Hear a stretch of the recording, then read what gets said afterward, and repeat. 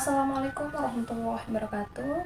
Perkenalkan, nama saya Yuyun Widiarti dengan NIM S1N021045 dari kelas 4B. Di sini saya akan menjelaskan materi tentang remedial pada anak kesulitan belajar dengan dosen pengampu mata kuliah diagnostik dan remedial teaching kita yang paling cool, yaitu Pak Dr. Haji A. Harimitono, MPD Konselor.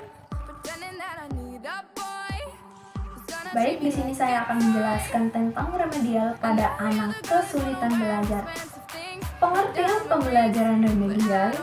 Kata remedial berasal dari bahasa Inggris yang berarti bersifat menyembuhkan, mengobati, membetulkan, dan membuat menjadi lebih baik. Menurut Mukhtar dan Rusmini 2005 mengemukakan pembelajaran remedial adalah proses pembelajaran yang berupa kegiatan perbaikan yang terprogram dan sistematis, sehingga diharapkan dapat mempercepat ketuntasan belajar siswa. Arifin 2009 mengemukakan pembelajaran remedial merupakan kelanjutan dari pembelajaran biasa atau reguler di kelas.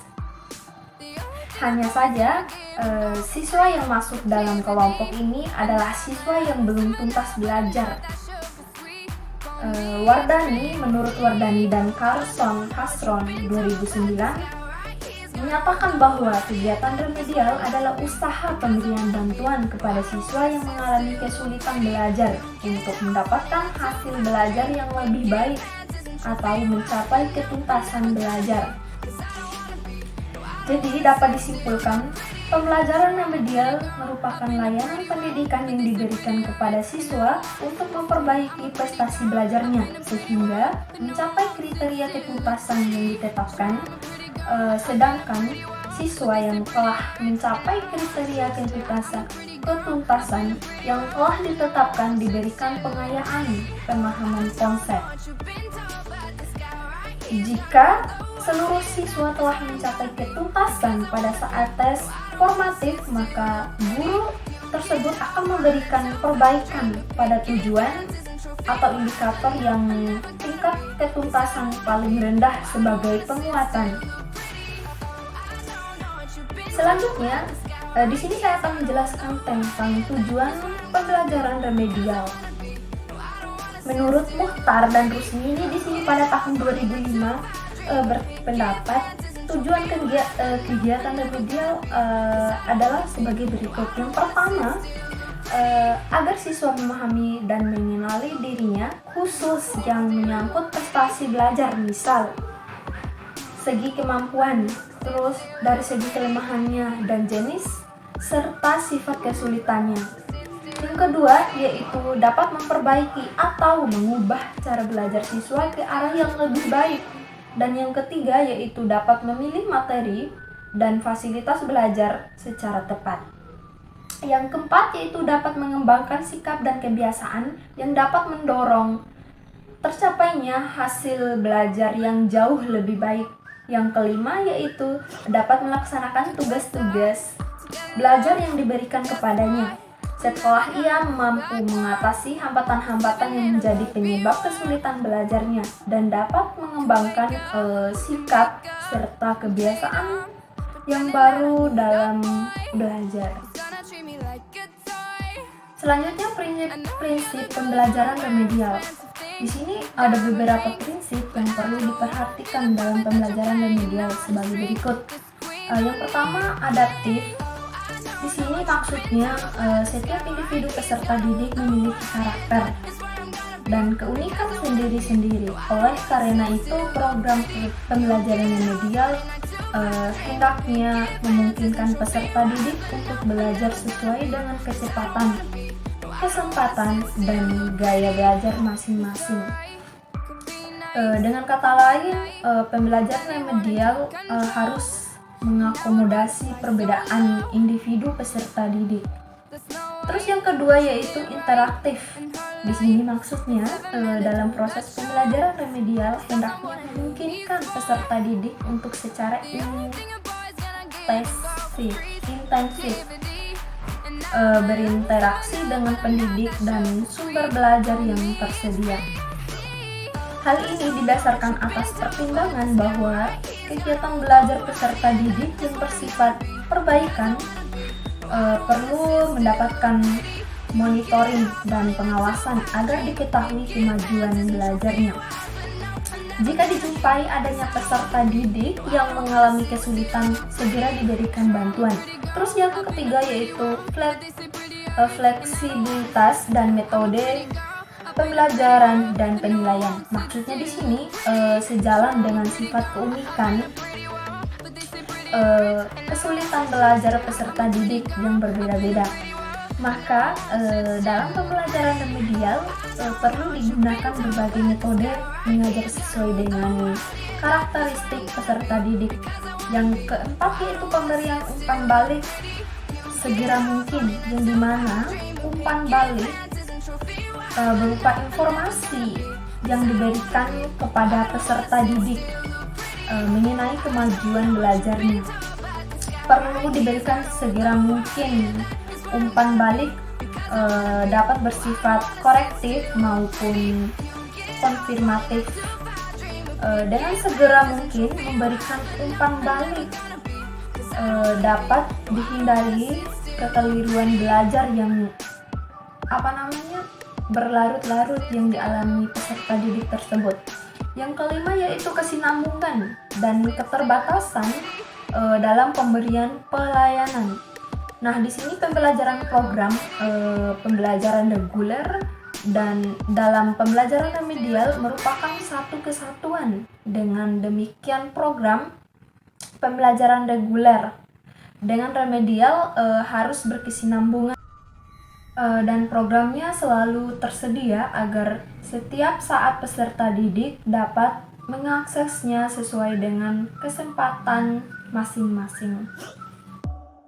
Selanjutnya di sini ada prosedur pengajaran remedial. Langkah-langkah pembelajaran remedial itu sebagai berikut. Yang pertama yaitu menganalisis kebutuhan, yaitu mengidentifikasi kesulitan dan kebutuhan siswa tersebut. Yang kedua yaitu merancang pembelajaran yang meliputi merancang rencana pembelajaran, merancang berbagai kegiatan, merancang belajar bermakna, memilih pendekatan atau metode atau teknik, dan merancang bahan pembelajaran.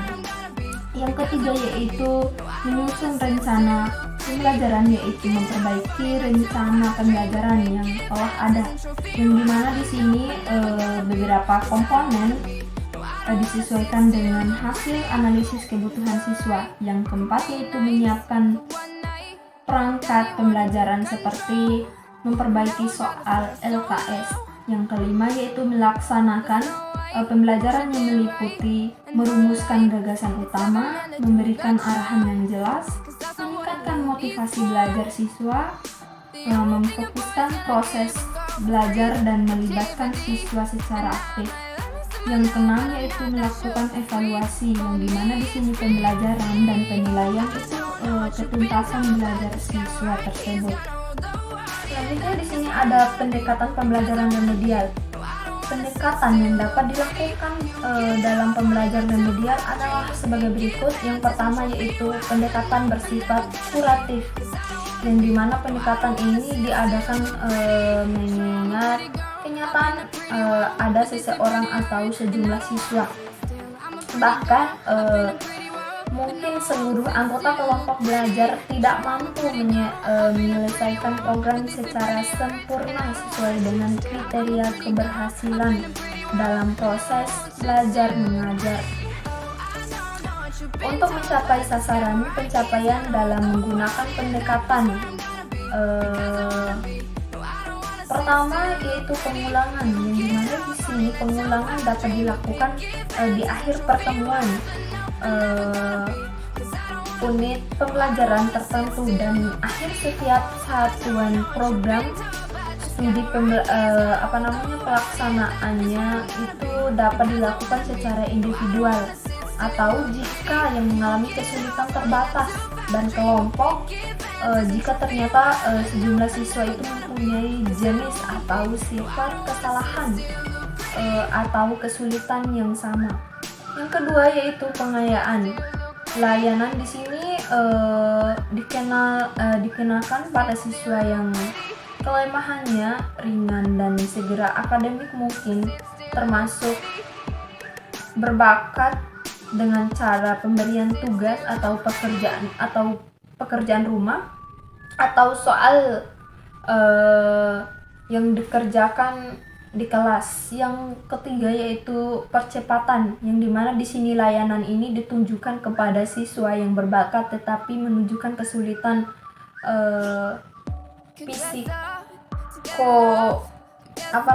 psikososial atau ego emosional. Terus pendekatan yang kedua yaitu pendekatan yang bersifat preventif. Pendekatan ini ditunjuk kepada siswa tertentu yang berdasarkan data atau informasi diprediksikan atau patut diduga akan mengalami kesulitan dalam menyelesaikan program studi tertentu yang akan ditempuhinya berdasarkan prediksi tersebut. Maka layanan program perbaikan dapat dilakukan dalam bentuk kelompok belajar homogen, bentuk individual maupun dalam bentuk kelompok dengan kelas remedial. Pendekatan yang ketiga yaitu pendekatan yang bersifat pengembangan. Pendekatan ini merupakan upaya yang dilakukan guru selama proses belajar mengajar.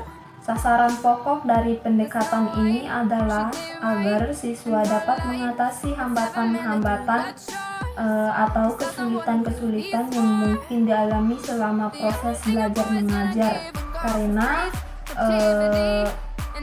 diperlukan peranan bimbingan dan penyuluhan agar tujuan pembelajaran yang telah dirumuskan berhasil. Di sini yang terakhir yaitu bentuk-bentuk pembelajaran remedial. Menurut Ahmadi dan Supriyono pada tahun 1990 serta Muhaimin dan Rahmani 1996, terdapat beberapa bentuk kegiatan yang dapat dilakukan untuk pelaksanaan pembelajaran remedial, yaitu pertama mengajar kembali atau reteaching, yaitu perbaikan dilakukan dengan jalan mengajar kebaikan bahan yang telah dipelajari terhadap siswa yang masih belum menguasai pembelajaran. Hal ini lebih sering dilakukan oleh guru pada umumnya. Yang kedua yaitu tutorial, yaitu memberikan bimbingan pembelajaran dalam bentuk pemberian bimbingan, bantuan petunjuk, arahan, dan motivasi agar para siswa belajar secara efektif dan efisien. Yang ketiga yaitu memberikan pekerjaan rumah atau PR. Dengan pemberian tugas